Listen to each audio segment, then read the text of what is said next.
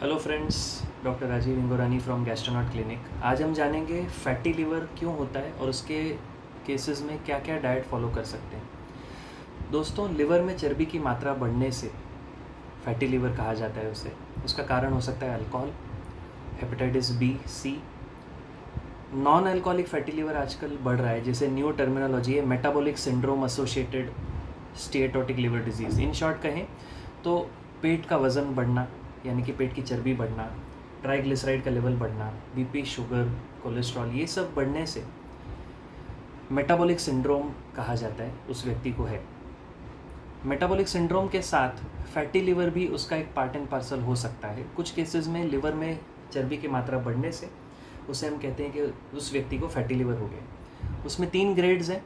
सबसे पहले कहते हैं माइल्ड, यानी कि ग्रेड 1, थोड़ा सा चर्बी ज़्यादा हो गया लिवर में, 5% से कम अगर लिवर वेट का फैट है तो 5% से कम फैट है उसे कहते हैं नॉर्मल।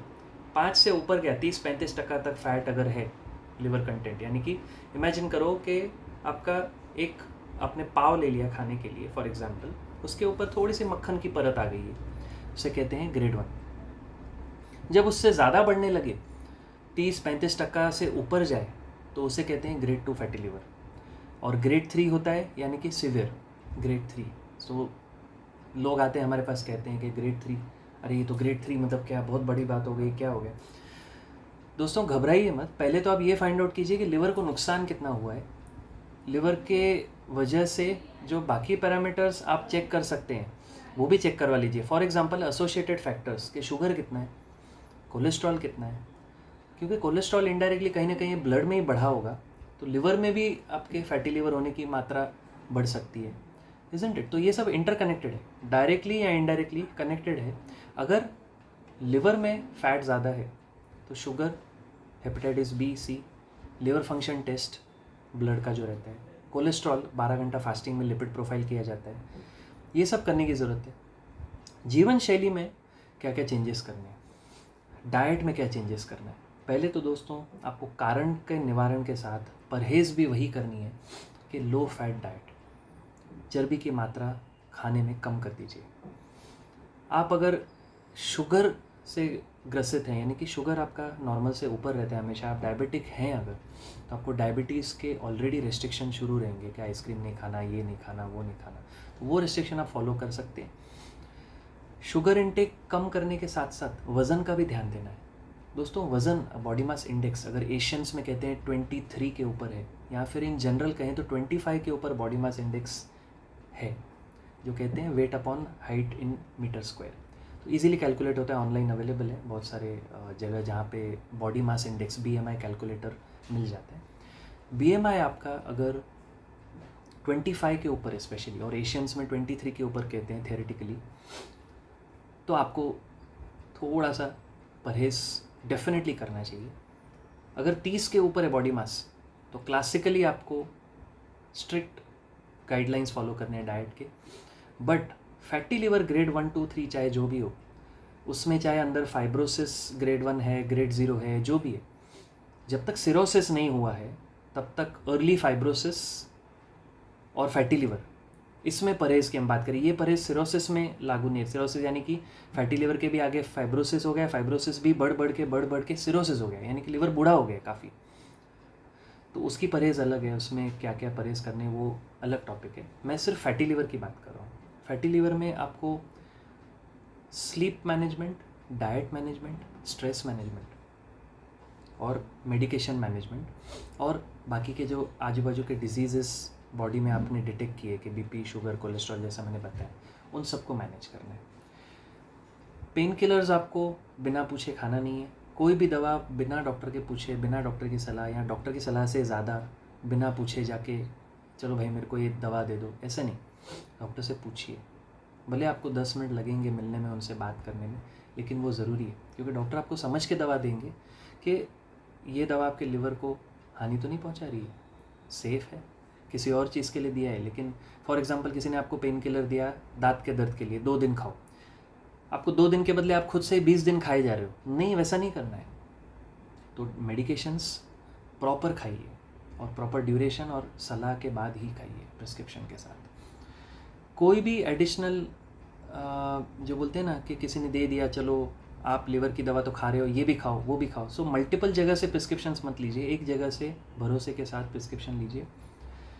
खाने पीने में परहेज़ की हम बात करें, तीखा, तेल में बना हुआ, मसाला, तला हुआ जो भी प्रोडक्ट्स है वो तो नहीं खाना है, ये सब आपको अवॉइड करना है। जंक फूड अवॉइड करना है, प्रोसेस्ड फूड अवॉइड करना है, सिंपल प्लेन अवेलेबल फूड्स खाने। प्रोसेस्ड फूड्स को कम कीजिए, ये चिप्स हो गए, या फिर आप कहेंगे कि मार्केट से मैंने ये मंगा के खा लिया, वो मंगा के खा लिया, पैकेट फूड। तो पैकेज फूड को आपको अवॉइड करना है डेफिनेटली। उसके बाद रात को हेवी मील्स नहीं लेना है। कोई भी पर्टिकुलर खाने का आप पहले ये देखिए कि उसमें प्रिजर्वेटिव्स, केचप, सूप, खट्टे पदार्थ, अचार, पापड़, ये सब आपको बहुत कम करना है, क्योंकि ये सब में हिडन चीज़ें हैं जो लिवर को नुकसान कर सकती है। तो अगर आपका लिवर ग्रसित है, यानी कि कुछ भी प्रॉब्लम है लिवर में, फैटी लिवर है, ये सभी, तो ये सब चीज़ों का सेवन आपको कम करना है। हम नॉर्मल पॉपुलेशन से कुछ नहीं कह रहे, हम सिर्फ उन्हीं को कह रहे हैं जो लिवर के प्रॉब्लम्स हैं। फैटी लिवर हो गया, LFT गड़बड़ हो गया, SGOT-PT जो नंबर गड़बड़ हो गया, तो उन्हें ये सब चीज़ें सेवन कम से कम करना चाहिए, ना के बराबर। अल्कोहल का सेवन डेफिनेटली अवॉइड करना चाहिए, लिवर के इश्यूज़ में तो डेफिनेटली अवॉइड करना चाहिए, वो हम कह रहे हैं। अगेन मैं रिपीट कर रहा हूँ, ये सारी चीज़ें आम जनता के लिए नहीं है, ये वीडियो सिर्फ उन्हीं के लिए है जो फैटी लिवर और लिवर के जो गड़बड़ है, बिलीरुबिन थोड़ा कम ज़्यादा हो गया है, SGOT-PT थोड़ा बढ़ गया है, लिवर में थोड़ी सूजन आई है, ना ही नॉर्मल ना ही सिरोसिस, सिर्फ लिवर के जो इश्यूज़ हैं उनकी बात कर रहे हैं।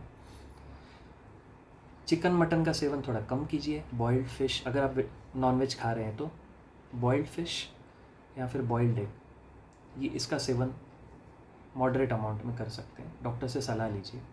सॉफ्ट ड्रिंक्स, खारी, वाइट ब्रेड, पनीर, चीज़, ये सब का सेवन थोड़ा कम कीजिए।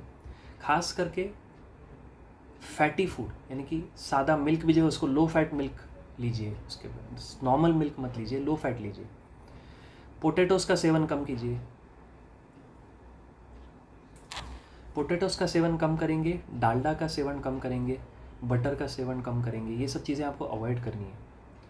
ओवर ईटिंग मत कीजिए, फ्राइड फूड मत खाइए, ठीक है। और उसके साथ लेकिन आप कहेंगे कि इतना सब तो कह दिया नहीं खाने, लेकिन खाना क्या है? तो खाना आपको दोस्तों सिंपल ओट्स का डोसा हो गया, कुरमुरा हो गया, सादा चिवड़ा हो गया, सब्ज़ा हो गया, दलिया हो गया, बारले हो गया, आपका लेग्यूम्स हो गया, ठीक है, फिर सादा पोहा हो गया, मिलेट्स हो गया, मिलेट्स का चिवड़ा आता है, मल्टीग्रेन का ब्रेड खा सकते हैं दोस्तों, ऑलिव ऑयल यूज़ कर सकते हैं, सेसमे ऑयल यूज़ कर सकते हैं, फ्लैक्सीड ऑयल यूज़ कर सकते हैं, ग्रीन लीफी वेजिटेबल्स खा सकते हैं, फ्रूट्स में ऑरेंज, पपाया, वाटरमेलन खा सकते हैं, ठीक है, पेर, प्लम, ये सब खा सकते हैं। तो इन सब का सेवन कीजिए। जो चॉकलेट्स, केक, पेस्ट्रीज़ हैं उसका सेवन कम कीजिए। ये परहेज़ करने से, रात को लेट ना खाने से, ओवर ईटिंग ना करने से, समय पे खाना चबा के खाने से, स्ट्रेस मैनेजमेंट से, बाकी चीज़ों का मैनेज करने से फैटी लिवर में बहुत सुधार होने की उम्मीद है। दोस्तों कुछ भी डाउट है तो आप क्लिनिक पे संपर्क कर सकते हैं 8369414120, और हमारे लायक कोई भी सहायता हो फैटी लिवर के लिए तो हमें कॉल कीजिए। Thank you.